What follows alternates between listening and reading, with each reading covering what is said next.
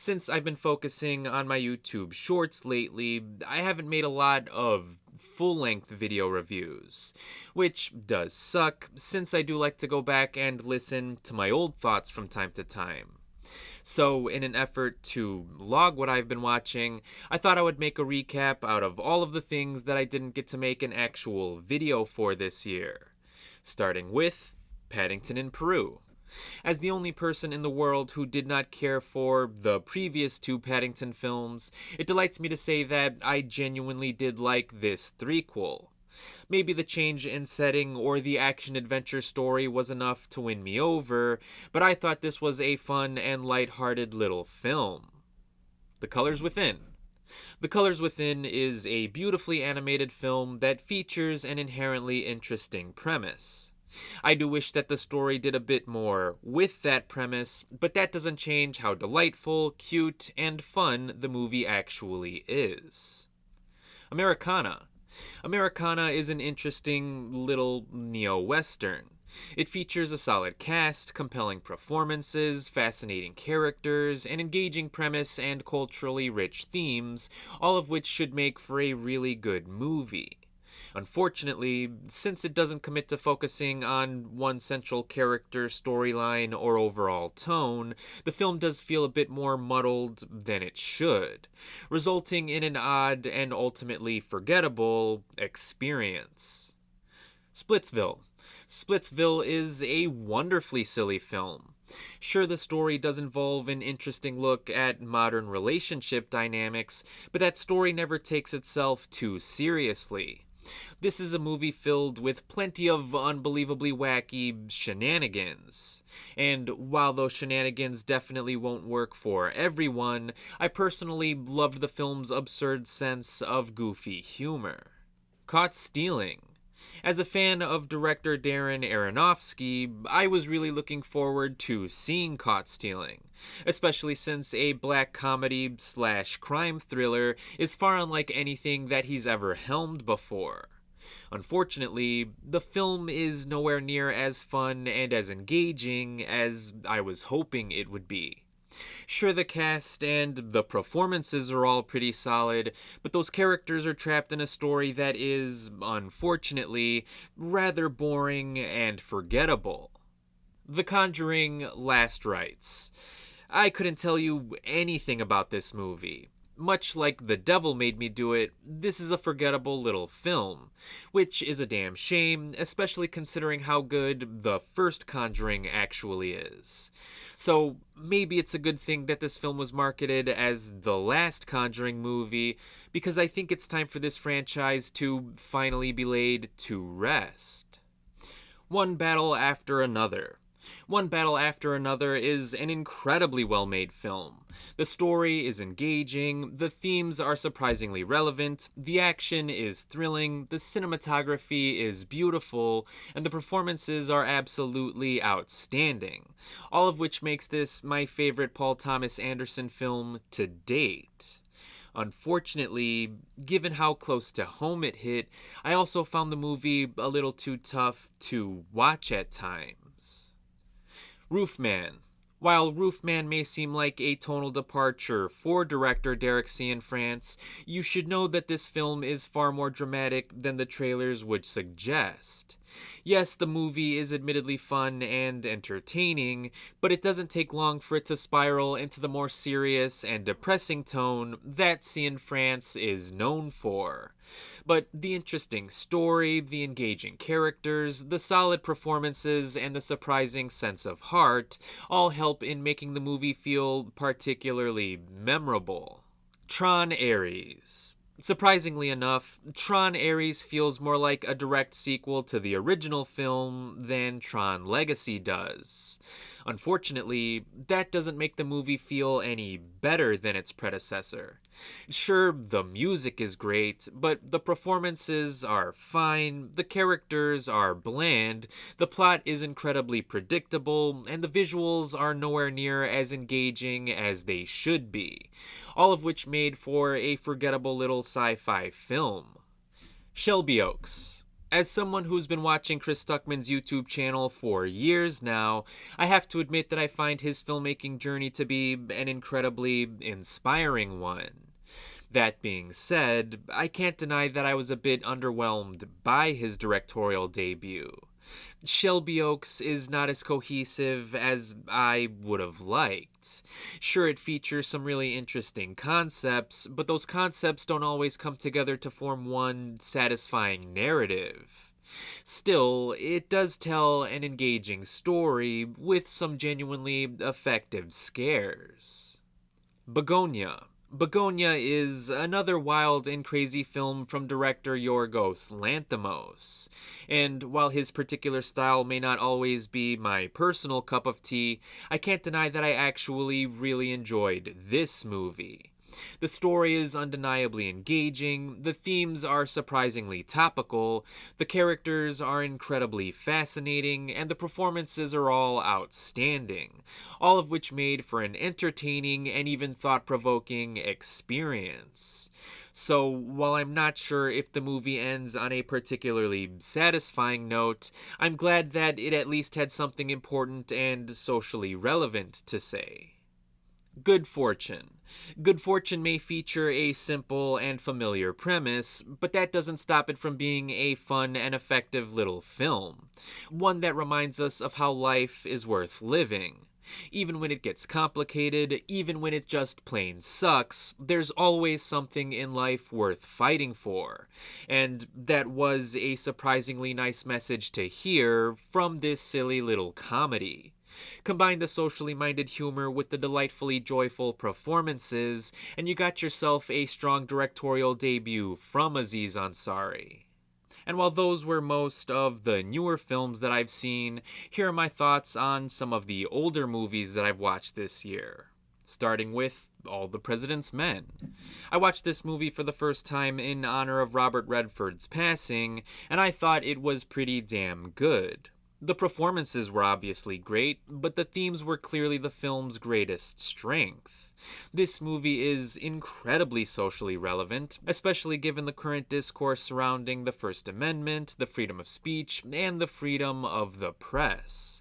So, while the film does make for an effective thriller, it makes for a better cautionary tale about the dangers of unchecked power. Jaws. I recently rewatched Jaws for its 50th anniversary, and I was amazed by how well it still holds up. Of course, it's easier for me to notice how ridiculously inaccurate the film is now, but that doesn't stop it from being wildly thrilling and entertaining. This is still one of Spielberg's best films to date, though John Williams' score goes a long way in carrying what could have been a boring movie about three men going fishing. All kidding aside, I absolutely love this film. Under the Same Moon. Under the Same Moon may be a bit sappy and even emotionally manipulative at times, but that doesn't stop it from being a heartwarming little film. Unfortunately, the harsh realities of today's political climate did make the movie feel difficult to watch at times. But that difficulty also makes the movie feel important. Probably more important now than it was when it was first released, which is crazy. So, thanks to the relevant themes and the undeniably strong performances, Under the Same Moon tells a resonating story that will stick with me for a long, long time. 8 Mile. I recently rewatched this film just for the hell of it, and it made me wish that Eminem appeared in more movies. Aside from the fact that he's basically portraying a fictionalized version of himself, I think he delivers a truly fantastic performance here. And I think it would have been really interesting to see what his career would have looked like as a serious, dramatic actor. But I can't forget to mention how good the music actually is. So I don't care what other people may think about it, I absolutely love this movie. WALL-E. I recently rewatched WALL-E in 4K, and it still holds up as one of Pixar's best films to date. I remember watching the movie twice in theaters when it first came out, in a theater that no longer exists, sadly enough. And I still love it as much as I did back then. WALL-E is a creative sci-fi film that features beautiful animation, incredibly strong social commentary, and an absolutely outstanding soundtrack, among plenty of other things. This is easily one of my favorite movies ever made, and I look forward to watching it many more times in the future. Tron. I recently watched this film for the very first time, and I was a bit underwhelmed by it. While the film may have a fascinating Hollywood history, that history doesn't make the movie any more fun and entertaining. This is a surprisingly dull film with incredibly lackluster visuals. I know the effects were revolutionary back in 1982, but they look undeniably and distractingly outdated today. Pair that with the confusing plot, the stiff performances, and the general lack of heart, and Tron is a movie that feels just as cold and sterile as it looks. Tron Legacy. I recently rewatched this film in 4K, and I can't deny that I thoroughly enjoyed it. I remember seeing this movie twice in theaters, and it still looks visually spectacular all these years later. Sure, the plot is a little muddled and the characters are a bit eccentric, but that doesn't detract from how entertaining the film can be, especially since the effects are outstanding and the soundtrack is incredible. So, despite the movie's mixed reception, I can't help but to like it. Spider-Man. I absolutely loved catching Spider-Man on the big screen. I remember seeing the film in theaters when it first came out back in 2002, in a theater that no longer exists, sadly enough, but it definitely still holds up on the silver screen. Which is awesome, because not only is this one of the best superhero films ever made, it's also one of my favorite movies of all time, period. Spider-Man 2.1. I don't think this longer cut of the film is necessarily better than the theatrical cut, but I still had a great time seeing this version on the big screen, because much like its predecessor, Spider-Man 2 is one of the best superhero films of all time, and one of my favorite movies ever. Spider-Man 3, The Editor's Cut. I can't deny that I thoroughly enjoy this film. I remember loving Spider-Man 3 as a kid, but it's clearly the weakest film in Sam Raimi's trilogy. And while the editor's cut doesn't change much of the movie's narrative problems, it still acts as a far superior version of the film. I highly recommend it if you haven't seen it yet. 101 Dalmatians. While this film is admittedly a lot of fun, I miss when Disney made movies with truly vile and despicable villains. Cruella de Vil is the embodiment of evil, and she excels at being just that. She's not misunderstood, she's not morally ambiguous, she's wicked to the core, and I love it. Also, I always wanted to try canine crunchies. Black Panther. I recently rewatched this film in 4K, and I still think it's one of the best MCU films to date. And for how much I do miss Chadwick Boseman, I also miss the tone of this film in general. Black Panther acts as a fun celebration of Black culture and Black heritage, something that, for obvious reasons, feels lost in Wakanda forever, which is a shame. I hope the celebratory tone can find its way back to the MCU in the not-too-distant future. Spider-Man Homecoming. I recently rewatched this film in 4K, and I still think it's one of the best Spider-Man films to date. I know people love to complain about it now, but seeing other Marvel characters in a Spider-Man movie is such a delight. It had never happened before this film, and I think people take that novelty for granted these days. Plus, the wonderful performances, the lighthearted tone, and the fun John Hughes-inspired coming-of-age story all help in making Homecoming feel all the more special. So regardless of what anyone else thinks, I absolutely love this movie. Ant-Man and the Wasp. I recently rewatched this film in 4K, and while it may not be the best MCU film, I have to admit that I really enjoyed it. I've always liked the Ant-Man films more than most people, but this viewing made me realize how much I miss these side characters. Michael Pena, David Dastmalchian, and T.I. are all great here. And I can't believe it's been 7 years since we've seen their characters. Hopefully we'll get to see them in something again rather soon. Doctor Strange. I recently rewatched this film in 4K, and while it may not be one of my favorite MCU films, I still thoroughly enjoyed watching it.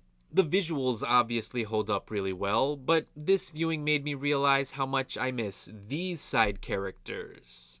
I'm glad that Doctor Strange and Wong have had important roles to play in the larger MCU, but I really wish we got to see more of Caecilius, the Ancient One, Dormammu, and this version of Mordo. Hopefully we'll get to see them in something again rather soon. Batman Begins. I recently rewatched this film for its 20th anniversary, and it still holds up as one of my favorite comic book films to date.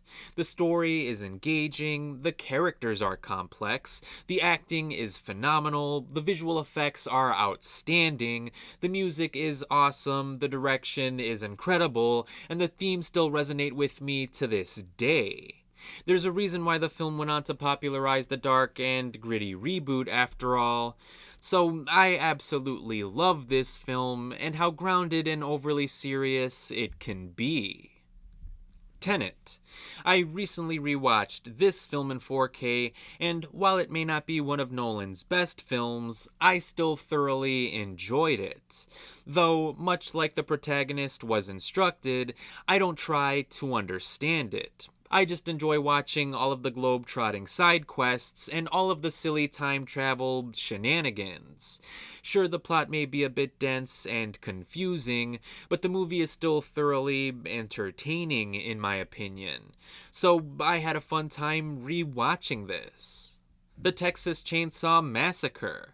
I recently saw this film for the very first time, and I was surprised by how much I actually enjoyed it. Because while I may not be the biggest fan of horror movies, I can see how this film had an influence on the entire horror genre. Sure, it may feature some questionable depictions of mental illness, but the movie isn't really trying to focus on that. Instead, the film is trying to show how gruesome and violent people can be, and it excels at doing just that.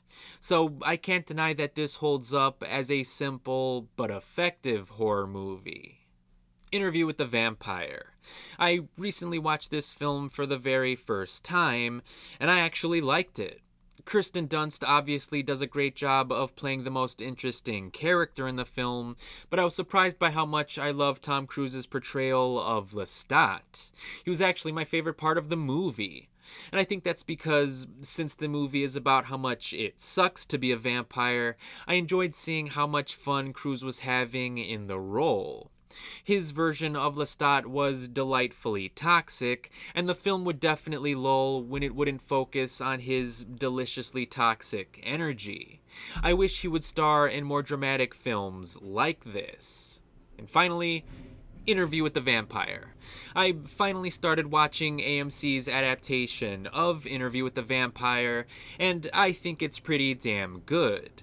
I won't be reviewing every episode since I'm late by a few years, but I did want to take the time to say that the show has me genuinely hooked. So I'm glad that I'll be caught up before the new season gets released. And those are most of the things that I've watched this year. Feel free to let me know what you thought of any of these projects, and as always, thanks for watching.